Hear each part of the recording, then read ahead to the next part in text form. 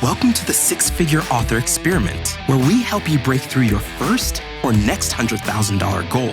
Parental discretion is advised. Now, let's get on with the show. Hi, Lee. Hi, jazz hands. Yes, I think that's the thing, right? Like, I think we've now done it for so many episodes that just like jazz hands is the start. It's fun. We haven't talked for a little bit, and I have so many questions. We had a plan for what we were going to talk about this episode, and then chaos happened, and then we had another plan, and maybe we'll tie it all together, maybe we won't. I don't know. I think we can. So here's what I've been thinking about for this book launch, because I haven't done a lot of things for this series launch, and I've been mostly because I've been launching a Substack book. I have another book launch that was coming in on this, and then I have another launch the middle of next month, and this is secondary or tertiary. And it got me thinking about book launches and how we teach book launches. We always teach it as if the book launch is your main funding strategy, the main thing you're going to use money on, the main thing you're going to make money on at that time. But what if you are at a place where you just are happy with whatever? It's pricing different, because we talked to Steve. He's like, Judge, put it at your books at $9.99. And it's cool, man, but I just kind of want people to read them. And I can't do very much because my income is, a lot of it's in conferences and nonfiction and other things. So what if your book launch is just a nice to have, not a must do well? And then you told me you had a strategy, and I'll let you talk about it. But I think they dovetail kind of together nicely. Yeah, I was thinking of the I don't give a care launch strategy. Yeah. And the thing is, with your case study with the God's Verse Chronicles, you have already launched those books. And there is a time when you have a lot of energy behind a project. And ideally, you have a lot of it still when it comes time to launch in this space, whether you're trad or indie. The publishers are going to rely on you to put some juice behind the launch. And we think about movies, they come out with this big budget, and they're capitalizing on this. Oh my gosh, it's something new, which is a marketing event. Here's something brand new, you haven't read it before, you haven't seen it before. And the Amazon algorithm takes that new energy and multiplies it by 1,000,000, because they're algorithms have in the past, and this could change at any moment, but they favor the new. They favor the new content, which means there's this natural churn. And I think a lot of us, especially, I started in 2015, indie publishing, and I felt the treadmill. Okay, you just pump the algorithm, and you're releasing 4 to 8 to 12 books. And I was able to write very short things so I could publish more and just get a lot of algorithm love. Okay, by the time the algorithm love has died away, that 30-day, 90-day cliff, everyone's probably heard of that if you've been in publishing for more than a couple of years. And by the time that cliff was dying, you had a pre-order up, or you had another book coming out within a few weeks, if not already out. So I was mentored by someone, and that was her strategy. She was like, I don't spend money on ads. I just launch every month, a 40 to 50,000 word novella book, whatever length you want to call that. And she made sure she could get a book bub on it. So it was over 150 pages. And she was just boom, boom, boom, no ads. And she built a mailing list. But really a huge part of that was she was launching so often that she got a giant catalog pretty quickly. She was getting a lot of Amazon love. Amazon is oh, here's something new. We'll send emails to all the people who we know like your books. And she wrote in a long series, so she trained Amazon really well. Oh, nope, this is the reader to send me. And that is a strategy, and I adopted that strategy. But you have a completely different strategy, and I think that's really healthy. I think there are people listening, and they want off that treadmill. I think most of us want off the treadmill, and we're trying to figure out how to do that sustainably. And for you, the I don't give a F method is simple. You already launched these books. I vote you put them up and you treat them like I do an Italian translation. And you're like, if I get some money from StreetLib, which is great for Italian translations, great. If I get some money from Amazon, great. But that is not my main focus. That's it. Right. Yeah, and I think that like what you're talking about is like the classic desert strategy, right? Where it's like write a book, and like 40 to 50,000 word books are a lot, but I know people who write 100,000 word books a month. Like Oh, wow. Sean McGuire like has a huge like Patreon, and she writes an entire 80 to 100,000 word book a month for that, on top of the other stuff.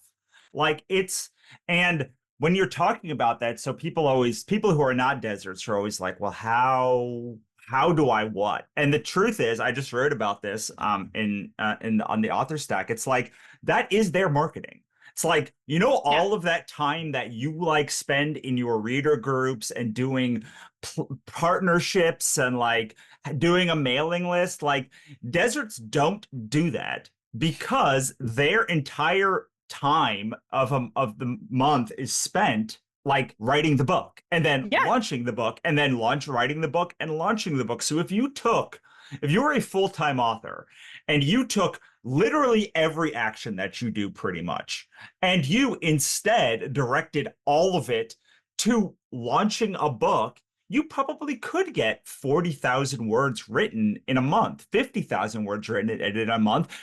And like that is the success path, like for a desert. The problem is if you are not a desert, like let's say you're an aquatic and your big thing is strategic partnerships and like doing events and like making everyone feel like delighted is like your big thing. Like you're trying to make everyone have an experience with you. Like most of your effort is in that. And that requires a lot of interaction. It requires a lot of meetings. My God, the amount of meetings that I have to have is like in like partnerships is like so many. And like you are like maneuvering things around and you're figuring out formats and like you're dealing with so many like cover designers and stuff. And like I swear, like the more like I do so much aquatic stuff now, and I'm like, how do they ever write? Because all I feel like, is in meetings or like on podcasts or like doing, but like, so Emails. yeah, you don't have 40,000 words. Like you might not put out a book every 6 months, but like you're putting out translations or podcast or some other thing that is taking up that time. So the more I think about author ecosystem and the more I think about ecosystems, it's like if you're a full-time author, we're probably all gifted roughly the same amount of like we'll get to the same amount of hours. And the question is your strategy writing another book in those hours? Is your strategy like partnering in those hours? Is your strategy like getting ambassadors and referrals and like making your people in your group feel super, super special? So like they are basically telling everyone about it for you. That's the Brandon Sanderson. Like, are you on podcasts and writing articles and doing guest blogging? So like you are the pinnacle that everything SEO backlinks to, or are you doing like a launch? And like that's not every strategy, but like those are 5 main strategies that are very different. And depending on which of those resonates with you the most, like you Yeah. probably are going to be like, well, I'm a desert. I'm going to do a book. And like my books have to be like right in the middle of they have to be. If you are doing that, you have to hit the middle of the market because like you're not doing promotion. Like the only thing you're doing is writing a book fast enough before that trend moves on, right?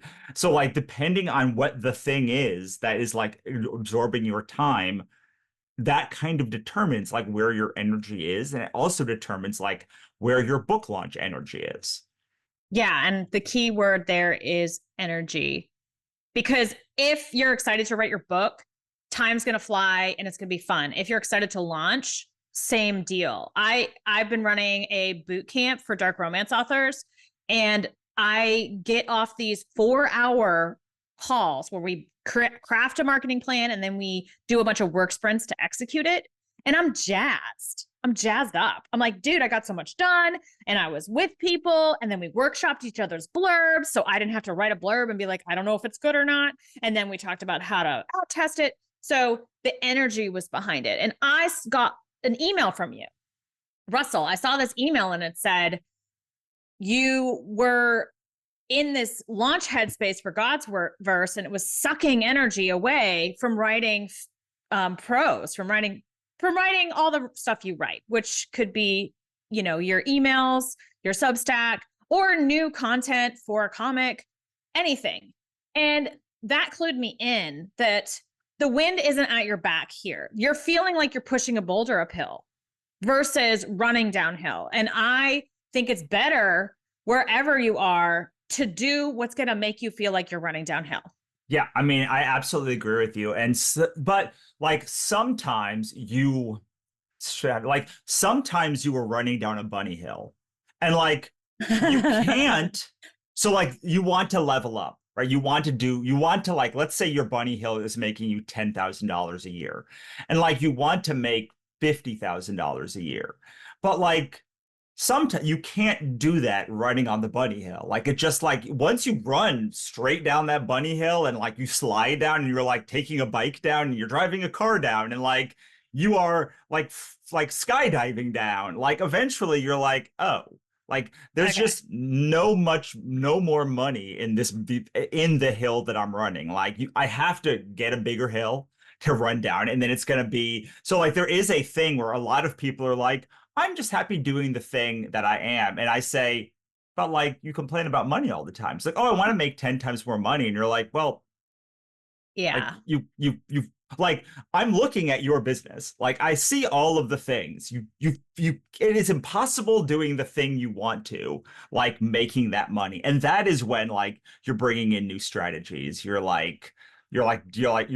doing new things. You're going bigger. You're finding new, bigger partnerships. But like, if you were happy running down the hill that you're running down, like, yeah, you should just try and skydive down it. I don't know, roll down it. Like you can just keep going faster and fast. So many people are on the bunny hill and like they're not even walking down it. Like they could like do so much to optimize that hill to make more money, as opposed to like finding a new hill, which is like kind of the author ecosystem thing where it's like, well, you found a bunny hill that works, like, and you are not optimizing it. So like you could probably just 10x your income by like optimizing and like by like being a better version of the hill that you're on. And then once you have that hill like optimized, then you can bring in other things or like grow the hill or like find bigger partnerships or do more things or like write the second series. Anyway,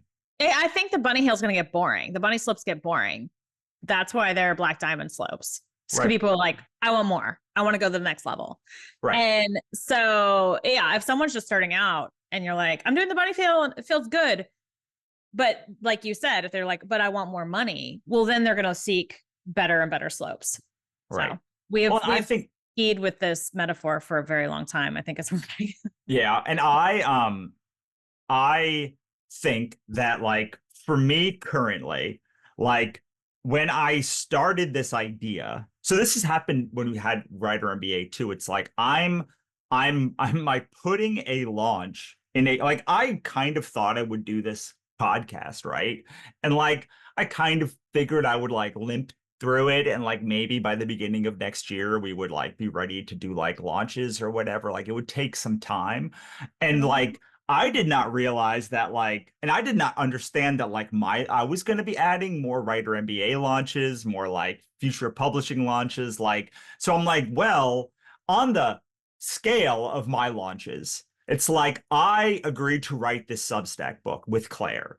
Yeah. So like, I have to put that first when I'm launching it because it's not fair for her. Like we have the Writer MBA stuff and it's like, well, like that's like a huge contract that we signed. Like that has to go above like these books. Yeah. And I think you've had a lot of juice and you launched them and you did a direct sales ad and you ran it. And now when it comes to the iterating of that and launching these, The only thing that could get you excited about putting them up on Amazon was doing a whole podcast about it, which is adding work. And I'm like, I benefited because I'm really enjoying this podcast and we get to bounce ideas off each other. And now we're collaborating on projects that I'm really excited about. Right. Like a comic and potential like future Substacks and stuff like that. And I'm going, this is awesome. And we're doing a comic on an old series of mine that I stopped writing and I'm kind of done with. But it's like the time has come for new life to happen.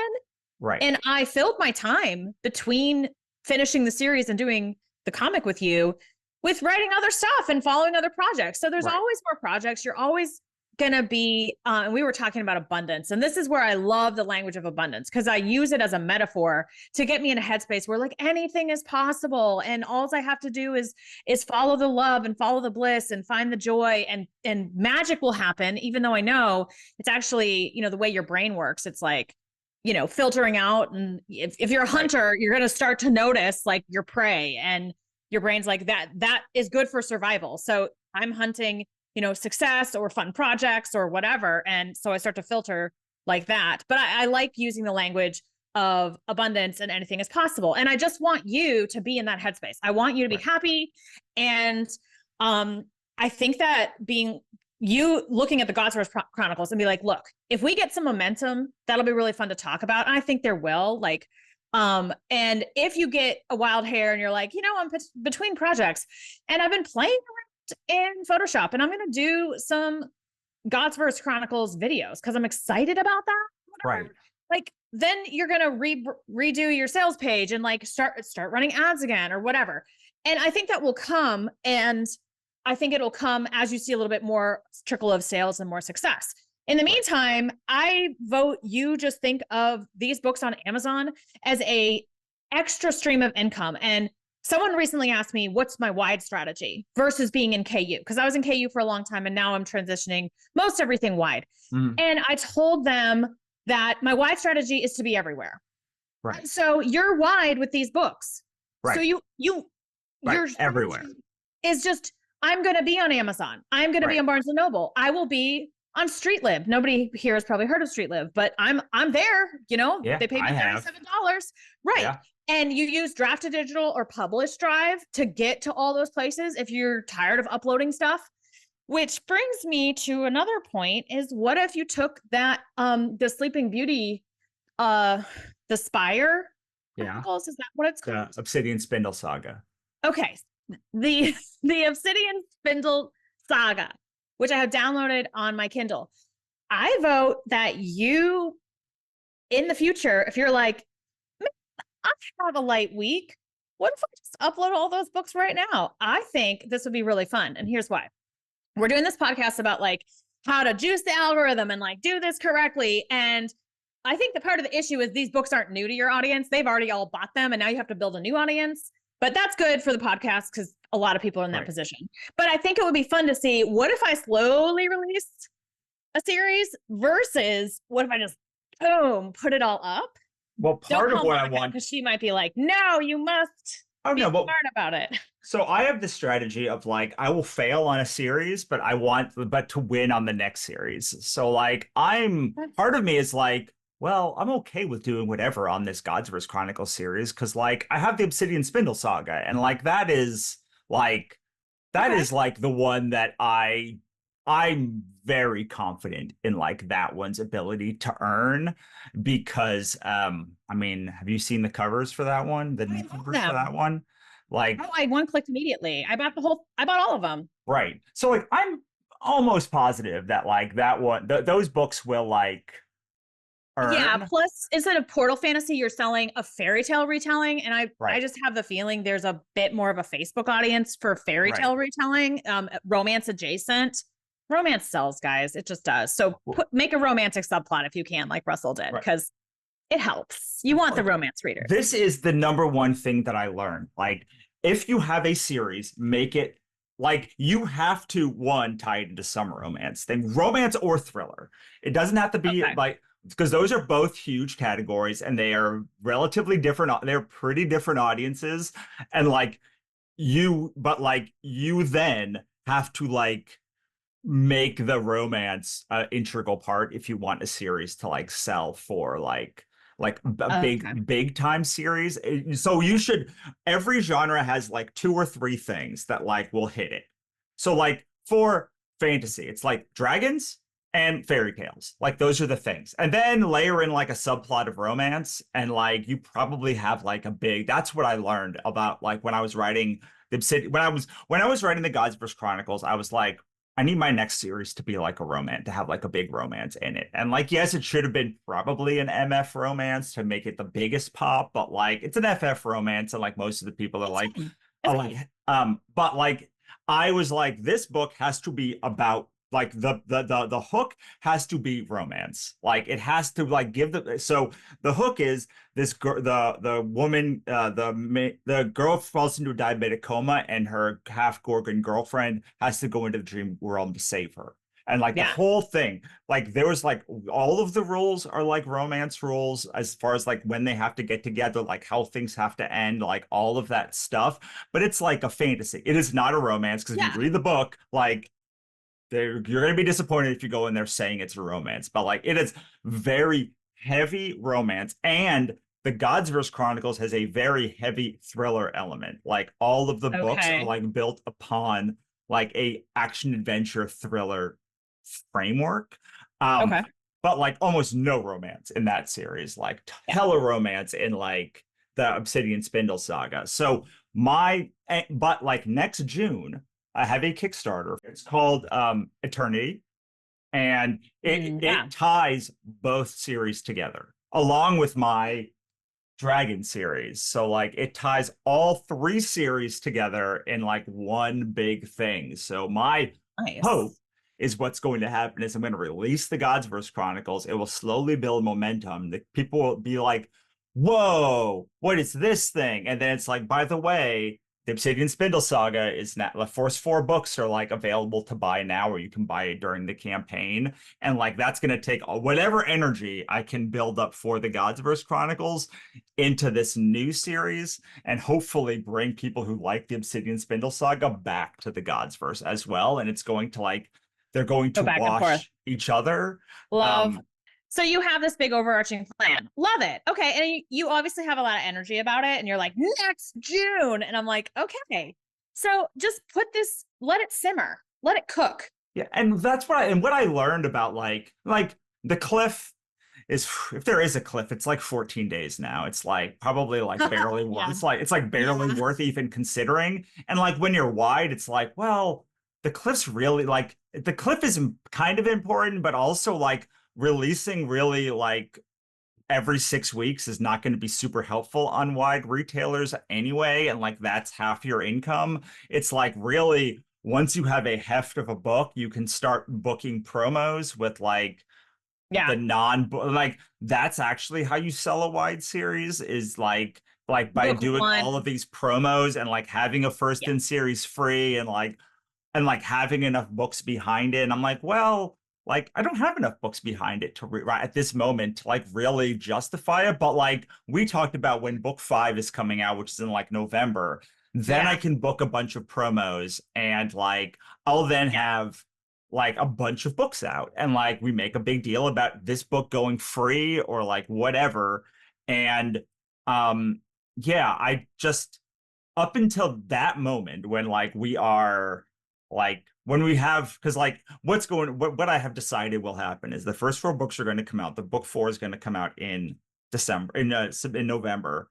Then book 5, 6, 7, and 8 are already like have been released. I just don't have them available. I'm just going to release them like at the same time, and then book Nice. 9 will be out in the week after Christmas. So it's Okay. like now we I was have going to say week after Christmas, people have that gift card money. right. So, book some promo for that. I think November 11th, post US election, there's some juice before Thanksgiving's coming around. You're going to do some promo and I would drop more promo, meaning discount book 1 again, or Right. discount book 1 and 2. Apply for book bubs on all the books that are out. Like you're rejected on book 1, just apply for 2, 3, 4, just go through, and until you get one. And if you get rejected or for a BookBub, say you submitted book one free, you can immediately reapply for book 1.99 or vice versa. And then, so that gives you 2 shots on the goal, and then do that for all the way through book 6 and just see what they give you. Cause sometimes in a series you notice like, man, the cover on book 4, like that just, there's a huge boost in sales and people really like it. And it contrasts nicely with the Facebook feed. So the ads do really well and it gets picked for BookBubs more often. Sometimes you have a book like that and it could be in the middle of your series and that's fine. Like Alana Johnson is like, she advertised book 2 and 4. And honestly, I think it's a little bit arbitrary.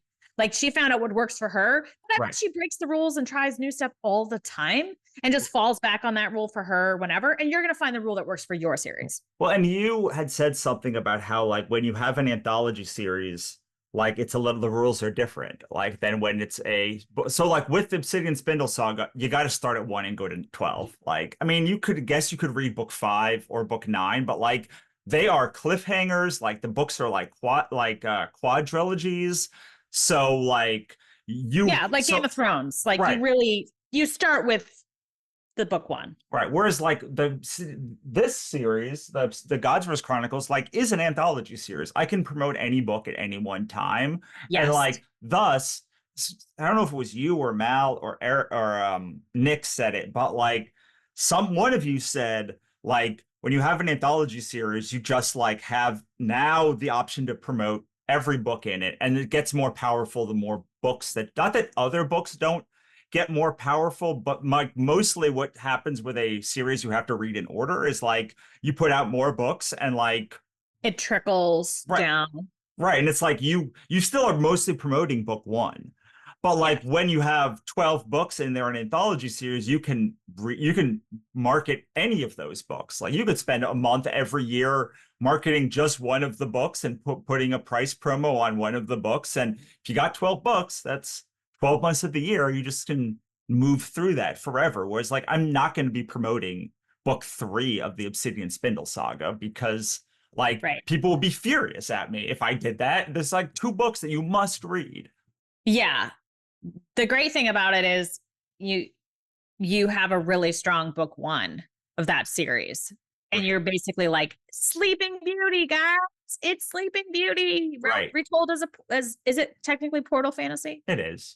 Okay. Yeah. And anyway, that's a really strong hook. Right. There's a reason why these fairy tales are evergreen. You're basically you're writing fan fiction, basically.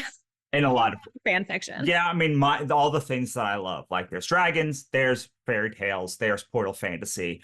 But so here's another thing that I've been thinking about, because I've been thinking about like doing a new series and like doing what the next thing is. And yes, see, that's why I was like, oh, you could just publish all these books. You have a plan. It sounds good. You're excited about it. But you're continuing to write. And if you get this mentally off your plate, like you free up brain space for the new. Right. And so like I might, like you said, that I might just put all 12 books out next July, or like when they all come out, and just like release them all at the same time. And then like, I think probably if I were to do this again, like I would, for my own thing, like I could then spend next July just promoting the 12 books. But like now I have to like promote like a 12th of the thing, or it's coming out in this weird thing. So like, which is fine. Like, but like, this is how you not to do that. I'm telling you, like, if the spirit moves you tomorrow and you're like, I'm going to do ads, great. But if not, like, let it simmer. You have a plan. It's June Kickstarter. Like, you know how to kickstart. Yes. And like, when I think of this new series, I mean, I've definitely leveled up my network as time has gone on. And like, I now work with like you and many other 7-figure authors. And like, I think of this new series, and I'm like, I want to win. I've never had that before. I've never had this like idea that I could even like win with the series. But like, you know, I tried to write another Obsidian Gods vs. Chronicles book, and I'm like, this series will never win. Like, it can do well, like, it can make money, but like, You're like Bunny Slope. Yes, it's blue diamonds. I want black diamonds. It's not. Yeah, I'm like, if I release both of these things well, like if I figure out like how to do retailer launches, then like I can just like I can win. And like I feel like when I went with this book for Melissa, when I'm doing this comic for you, I'm like, we are going to win. Like we're playing to win. And I'm ready, I think, to like play to win and not just to like play to like do a good job or like have a good series. I have so little, I have a finite number of energy. Yeah, Like I have I get that. finite energy that like if I'm going to put maximum effort in a series to like get it over, like I need it to have a chance to win. And like part of the Godsverse Chronicles is like it's never going to be number one on the Amazon store. It's just not. Like it won't be like it's not designed to be number one on the Amazon store. The Obsidian Spindle Saga might because like it's Sleeping Beauty. It's then the second book is Wicked Witch. Then the third book is like a Fairy Queen. And the fourth book is Red Riding Hood. It's like if you see Oh all yeah. four of those books, you're just gonna be like, I'm gonna buy all of them. Why would I not buy them? And then like there's a Dragon Warrior, and there's like so but like those four books are like built. So like if you like fairy tales, you're going to read them, and then you'll get hooked and read the rest of them. But like the next one's like the Sword Wielder, the Dark Prince, like the Dragon Warrior, and the Sunken Kingdom. So like if you like fantasy, probably gonna buy all eight of those if you see them. So like I don't know. Like I think part of my mentality is like if I'm going to if I'm going to take a precious space of my launch calendar next year to like do more, like it has to win Kickstarter. Like it has to win retailers. Like Okay, that's two different. That's two I know. Well, that's because different like I have a book in goals. June. The Eternity book is already written. So Yeah. like it can win Kickstarter. The book that we're doing can like win Kickstarter. Like it's like the comic is probably not going to win Amazon because like Amazon's not set up to sell like one issue of For a comic. comics. Yeah. But like it could, but like it has to be, I have to be able to position it in a way where it will win the platform for me to Be take excited. and like to take pressure. Like I know it doesn't come across when I do these things, but like I'm like very sick with like chronic illnesses. Like I have long COVID. Like I have like a bunch of things that like make Yeah. me every week I can do maybe 6 to 8 hours of talks of like, and this came up because we're doing the Story Urge series, and I'm like, man, every week for 6 weeks we did 2 hours live. That means that's a fourth of my entire. That's been to a third and a fourth of the entire thing, my entire online calls and talks that I can do for 6 weeks for like more than a month. So like, what does that mean financially that to do that again, it has to do? It's like, or how do I build leverage so like the partnerships that we're developing are like going to amplify and leverage the thing, which is why I think that like, yes, I probably like I'm a tundra, but really I think like I'm an aquatic because like I think in partnerships generally, like that's at least my secondary strength. So yeah, like I also have problems turning my attention to the Godsverse Chronicles, partially because I'm like, well, like I kind of just like whatever money comes, it comes. Like you said, it's like, but it's not that I Yeah. don't give a heck about it. It's more like, well, I'm going to Nink this month. Like Yeah. I then am going to be talking about Writer MBA. We have a Writer MBA book that's coming out. I'm doing a Substack book now. Like I have the 40,000 person email list is like in nonfiction, like just Yeah. kind of in focusing on nonfiction, like the leverage I have in nonfiction is so much greater than it has in fiction now. So like Yeah. and also, like, I probably, like, I don't know, like, should I, instead of doing a new series myself, try to, like, co-write with somebody? Should I, like, where should I be spending my, should I do, like, a mystery series? Should I do a romance series? Like, I have ideas of things, but, like, I've never constructed a thing to both be something I love and winnable. And I'm trying really hard to like embrace my inner desert this year. And part of a desert strategy is like, I'm playing to win. I'm playing to go viral. I'm playing to be a series that like everyone reads. I'm Mhm. playing to like optimize ads. I'm playing with all of these things in mind. And my life has mostly been like, whatever, like if you like a Russell thing, you're gonna like this thing. And I don't know if that's even the right strategy to have, but like in the embracing of the desert, one of the things I respect the most about them is they can take themselves out of the writing and they can just say, Yeah. oh, like I enjoy the process of writing. This is a thing that is popular. So I'm going to find a way to enjoy this. And my whole life has been about this is like, I love these things. I'm going to write these things. And I'm trying to embrace more. These are things that are popular. And how can I find the love in this for writing? Well, this question excites me. Like, how do I write something that will win at Amazon or hit number one on Amazon or whatever? I'm interested in that. So I asked that question now. So your brain's going to work on it. You'll probably wake up in the middle of the night or hopefully get a good night's sleep and wake up in the morning and go, woo. But I have a couple thoughts because this is a great experiment. So you just said romance or thriller. Now, Yes. so you could write either of those because you could find the fun in it. You could force yourself to do it, whatever. I'd rather you find the fun in it than force yourself. I don't think forcing yourself to do something is great, but whatever. The other thing to think about though is your career.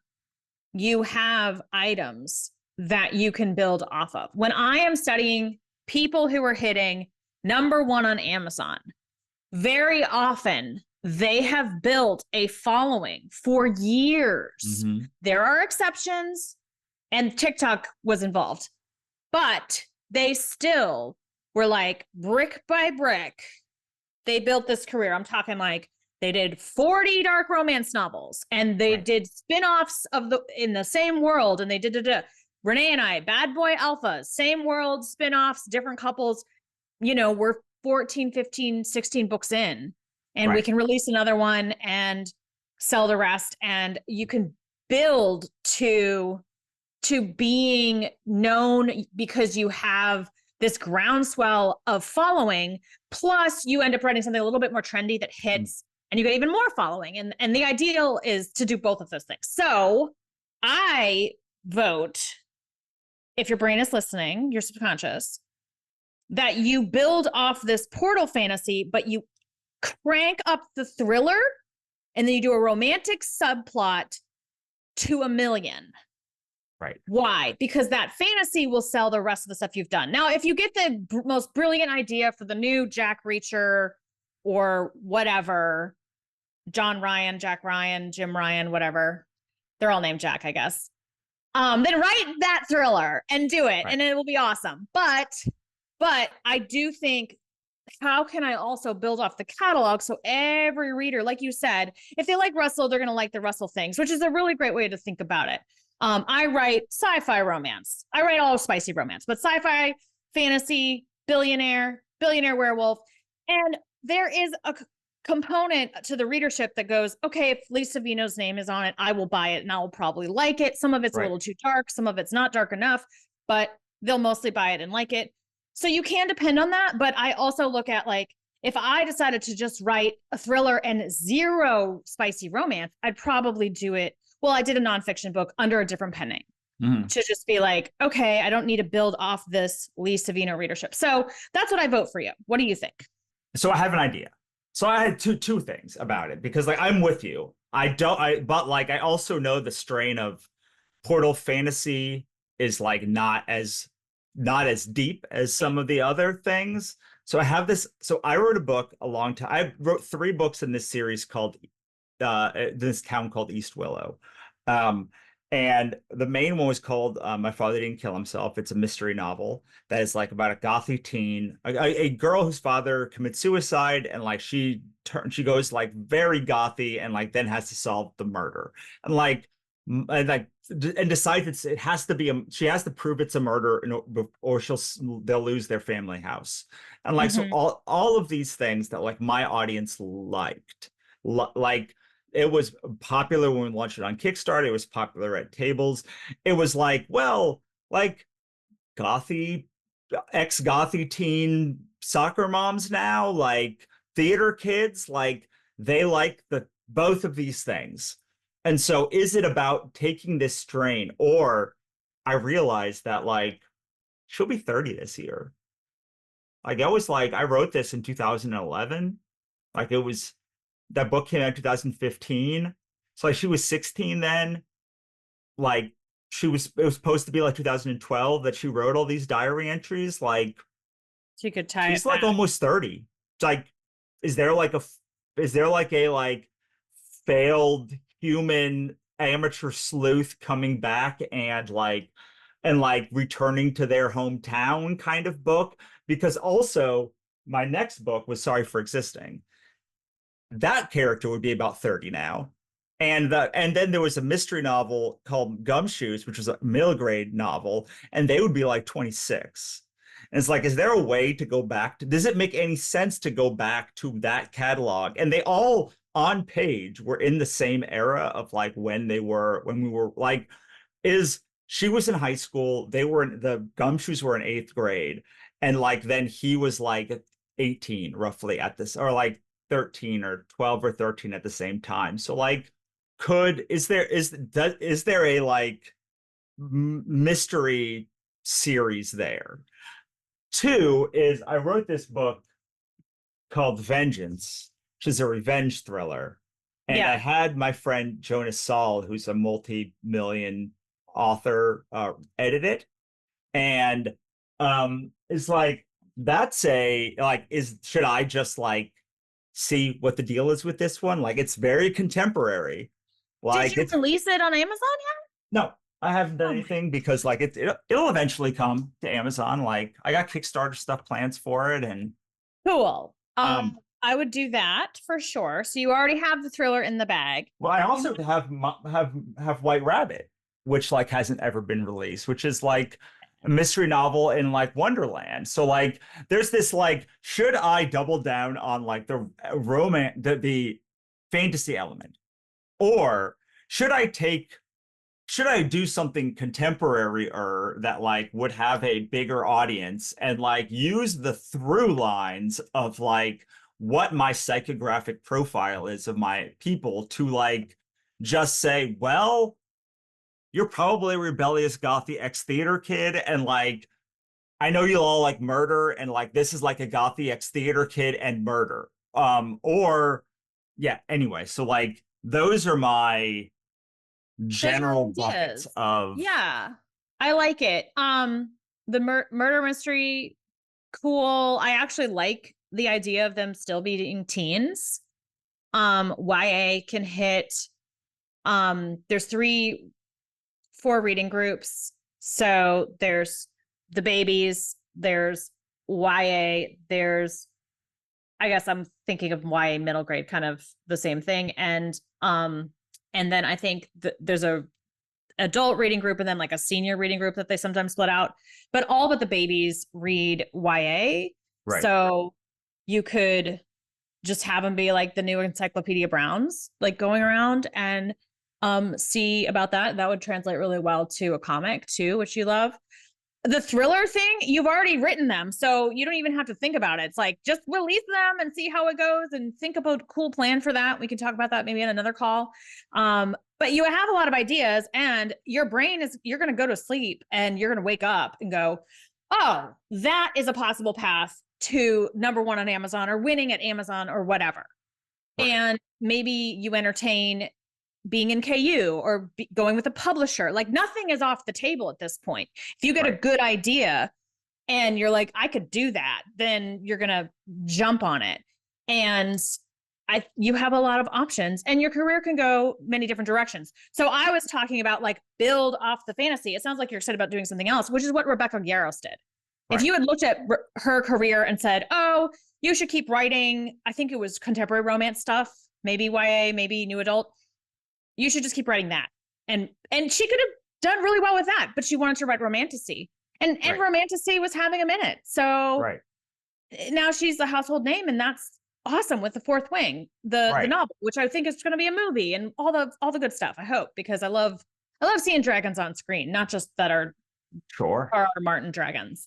So yeah, there's a lot of good options, and this is where I want us all to live, in this possibility, creativity. And if saying anything is possible gets you there, great. If taking things off your plate that are weighing down your energy gets you there, then I would do both of those things. Right. Like, get yourself in a headspace where you're just super creative, you're really happy, and anything is possible. And sometimes I do think we write something and we're like, this is going to be kind of for me, it's going to be kind of niche, and that's fine. It's okay. Right. I've written super dark books, and then I've written what you call palate cleansers that are really silly and light and fun. And they both were successful in their own way. And I'm really happy I wrote them. So yeah, I mean, I was thinking, like, let's say I take the next 2 years to release these books, these ones, the dragon, like, it's like, I'm still only 43. Like, I think 44, like 44, 43, like there's still like 30 years of like doing things. And I do think that for me, I do think like working with you and working with Monica and working with like all of these like super successful writing humans in these different ways, it like unlocked bits that I had not even thought of before. And in like, some of it was, oh, all of you say, like, all of you are very heavy on manifestation, like in different ways, but like, and then you just see like most successful, like I always thought when you got more successful, it became like more order was brought into chaos. But like in truth, it's like the opposite. It's like the more comfortable you have to live in chaos and just be like, I don't know, it sounds cool. Like maybe it'll, like, we just did this Substack book and it's like 700 backers. And I'm like, our direct sales book had 700 backers. I'm like, this book is like a niche platform book. How did it get 700 back? Like, what is even happening here? And it's like, Claire like taught me a lot working there. But it's like, you just have to put a bunch of stuff in like a goo or like in like an ether and be like, well, one of these things will crash and connect. And like Monica said this morning, it was like every launch is its own little like chaotic ecosystem thing. And it's like, it's true. It's like there are things you do for every launch.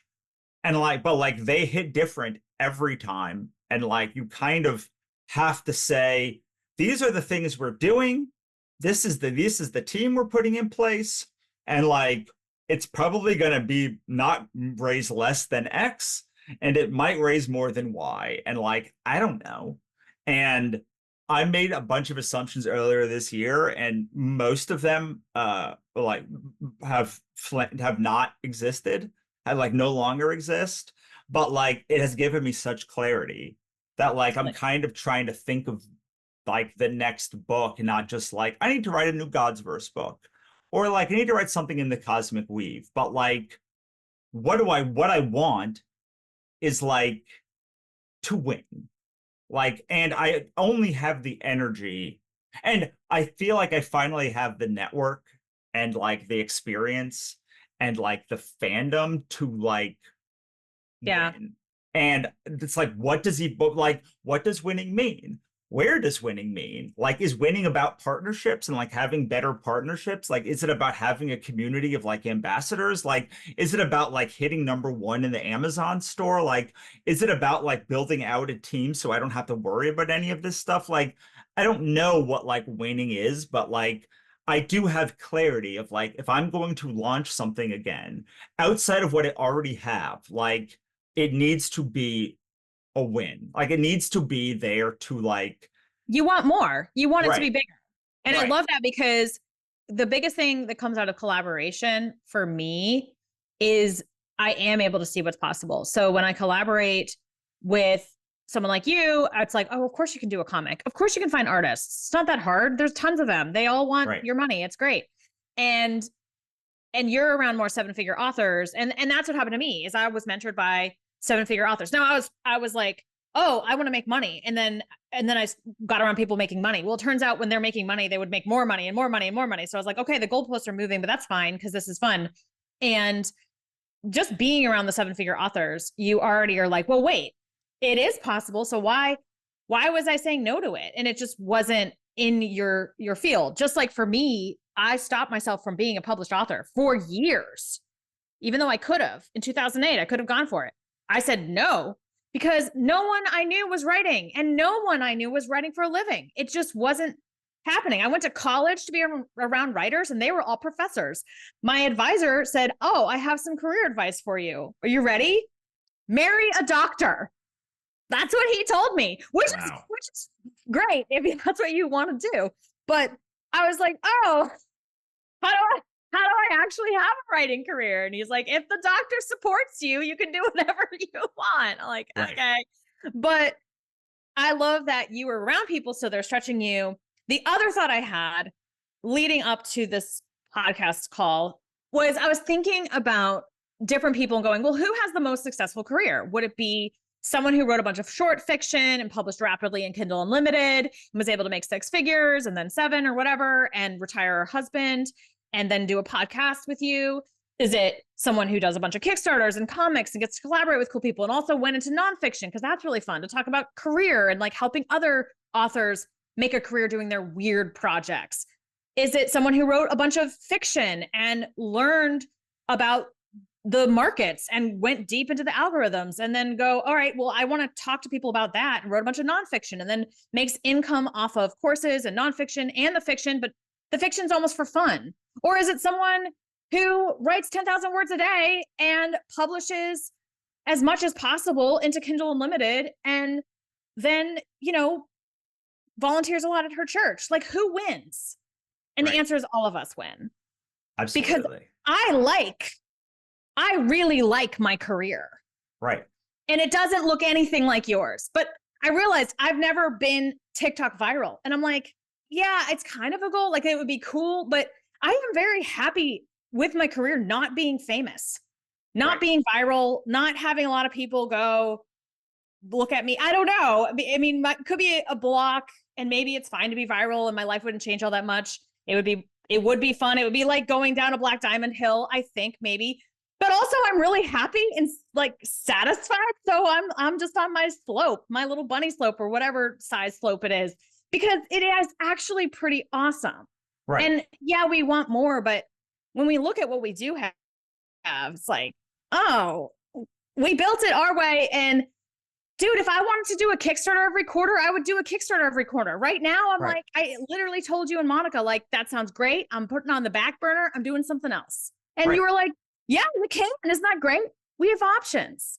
Right. Yeah. I mean, I call myself semi-retired all the time because it's like, there are things I have to do, but like not many of them. And like, it's like, I can't just move to Portugal and never write again, but I probably could move to Portugal and write a little bit of time. I could write like, which was very cheap. You probably could. It'd be great.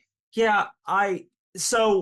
But like, I do think that like when we are less successful, we end up thinking that we do things, and successful people are always successful at everything they do when like they first start doing it. And like when you start being around a lot more successful people, and then like incredibly successful people, like the most successful people like at their job in the world, you realize it's just like they kind of just embrace chaos. They're like, well, I have enough elements in this chaotic mess that like money will come. And like, sure, I like know probably where my money's going to come. But I told somebody, I posted something recently and I was like, I have no idea how I've ever made any money. And they're like, how is that possible? And I'm like, they're like, that's not something you should say. And I'm like, well, I can tell you exactly what I did. I can tell you the strategies I used. I can tell you like what each thing made and how things built over time. But if you were to ask me, why did Lee buy this series? I'd be like, or like, why did that person buy that series on that day? I'd be like, well, here's a list of possibilities, but like, I have no idea like why. did 30 people buy our Kickstarter today instead of like the other 6 weeks that we've had it live? I don't I Yeah. don't know. Like, why does it take X amount of, like, why do some people cancel their $1 membership like the day after and other people pay $2,500 a month for, I don't, it's like there's something in each person that like makes them connect with you, but like that connection, while it feels like it's like one to Magical. many, it's really like one to one a million times, which Yes. Yes, because everybody is an individual. I read a book about going viral and like it was called How to Get a Million Followers. And the biggest takeaway I got from reading the first 60 pages, I should probably read more, was you're not getting a million followers. Every follower is one follower and they right, are a person with a right. whole lot going on. And that's where I like the metaphor of like, then happens. Right.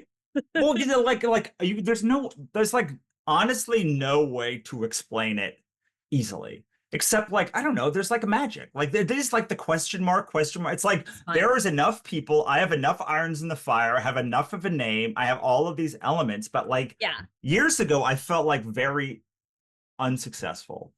Before Monica was like, do you know everyone just has to write their own series and you just have written whatever you wanted, whenever you wanted. And like money has happened, like not as much money as you may want, but like you're not supposed to be able to like write a alien invasion book and then also write like a like dark romance teen like horror and like have them both be successful. And I was like, really? They're like, so it's like, you're right. Like that is success to some people who have either no success, less success, or feel trapped in doing They're thing. burnt out writing 40 billionaire romances in a row. And they're like, yeah, I'm not where I want to be either. Like, So, and for years, I was fine. I was happy writing the series that I knew. Like I always knew the Gods vs. Chronicles would not win the internet. Like it was like a weird series that like is a bunch of things that I love all chaosed into a thing. Like it was not designed to win the internet. Like I didn't care about winning the internet. Like, but now that I'm almost 10 years from writing, like over 10 years from writing the first comic in that series, like 10 years from even releasing like the first comic, and I'm soon to be 10 years from starting writing it. It's like I'm just in a different place. And I've been talking to people a lot about it is impossible to conceptualize 5 years ago for most people. It's like Donald Trump was in office a year from going through a re-election campaign 5 years ago. Like Avengers Endgame was still in theaters 5 years ago. Like that was 2000. We didn't even know what COVID didn't even exist as like a concept in anyone's mind. It's like there's been a whole ass pandemic and an entire presidential election and an entire new president in the time that 5 years has happened. Like the amount of people that have carried forward from 5 years ago is, and like I still am close with, is like not that many. Like not that many people that like are still in my network as far as like close personal friends who were there 5 years ago, because I have moved from comics to novels. I've like up leveled my nonfiction. I've like made a conference, and like I just am like more things have chaos on me. Like there's been much less consistency than probably with most people, but like in the 5 years, I realized that like now, currently, right now, there is a version of a series that I could write where I have the connections to like win the internet. Like I can, if done correctly, if I figure it out, I can utilize my network and my skill in writing to win. Yeah.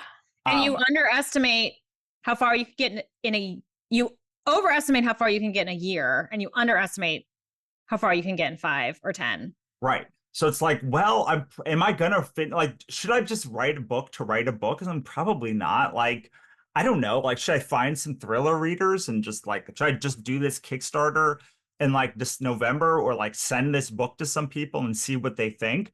I'm like, I mean, Jonas Saul is like a pretty well-known revenge thriller author. Like he's sold like millions upon millions of books. Like he says that this is as good as anything he's read. Like, is that like enough? Like, I don't know. Like, so it's like, I'm not ready to be like, I'm not ready to write more thrillers unless Okay. someone's like, I will, like that series I told you, which is like Veronica Mars, but like in my universe, where it's like 10 years, like I would write that series because I love Delilah and those characters. Like, I don't know if I'm willing to do a contemporary thing without like some other like check mark or something. But I also have this really fun idea for a fantasy series, which is called Quest Girls, which is about this Charlie's Angels type agency that like when someone is when so like when you get a quest, almost every person who's ever gotten a quest is like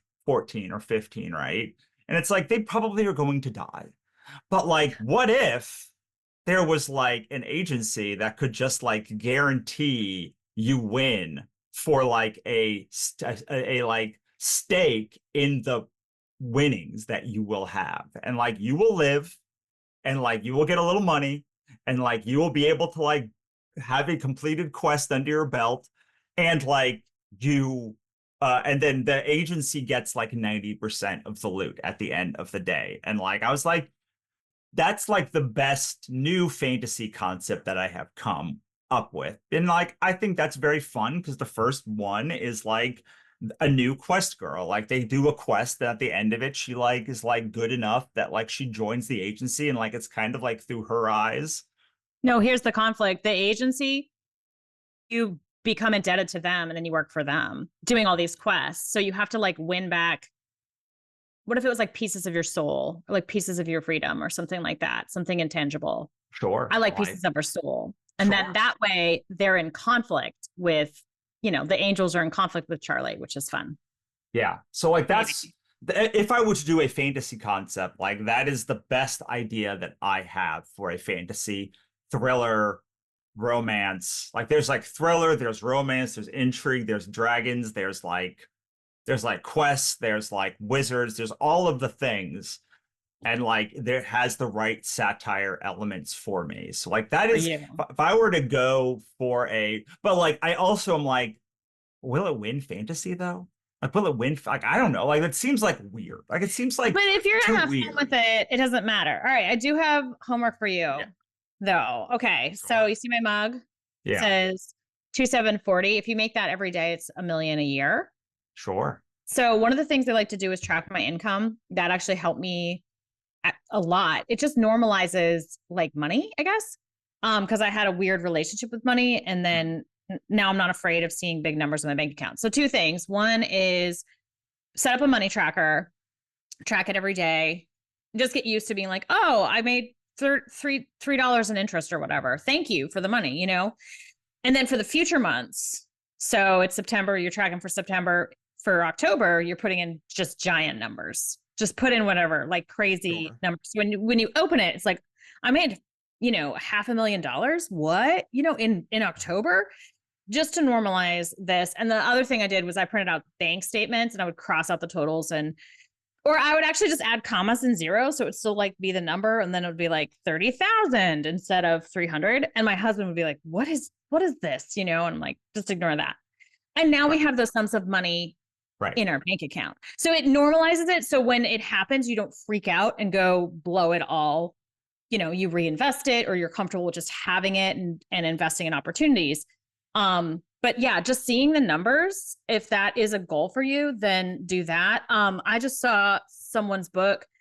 They're really successful. I love all the success they're doing. I felt really jealous, and jealousy is telling you two things. One, you want it. Two, you think you can't have it. The reason it feels bad is because of the second part. So you just remove that and say, oh, I want it and I can have it. Right. It takes a little to get there, and that's okay. Being around those people will help you believe you can have it, because you'll be like, wait, she wears pants, I wear pants, and you just normalize it. But the one thing I saw in her paperbacks was millions of copies sold. So I'm going to do some visualization with making like a #1 Amazon tag, and then the book cover will say millions of copies sold. So doing the same thing, like normalizing the success. So do some of that. You don't have to tell anyone that you're doing it, like I am right now, but it works. So try it. Awesome. I love it. All right. We've been doing this for more than an hour. Like, we should get out of here. Lee, where do you want to send people? What do you want to plug this week? If you want some great collaboration, join the Millionaire Author Mastermind. I'm getting a ton of people coming over there. So if you're from the podcast, say hi and post about what you're liking on the podcast. Let's start a discussion. That's what the group is for. Discussion, collaboration, all positive vibes, please. But everyone's pretty awesome over there. You know what I just realized? Yes, we should. Like, why do we not put our episode into that group? What a weird, like. No, I do. Do you? Oh. Oh, you mean like just upload the video? Sure. Like, I don't know why we should just like do things like that. Like, see, we're good. Like, these are things like you would be like, this is like basic marketing 101, Russell Lee. You guys are so successful. How do you not like? And Because we're like, I don't just know. like forget. Like we're doing it like bunnies on bunny slopes. Absolutely. And I will say, yes, please do come to New Orleans. We're getting to the point that it's like 6 months out. So go to writermba.com/conference, and then also go to sixfigureauthorexperiment.com and download the episodes, subscribe so you know all of the other things. Yeah, I understand this show is kind of a chaos engine, but like I love this chaos engine, and I think that like chaos. I love it. So all right, Lee, we'll see you next time. Yeah. Bye. Thanks for listening. For more, head on over to sixfigureauthorexperiment.com for archive access, resources, and more. We'll see you next time.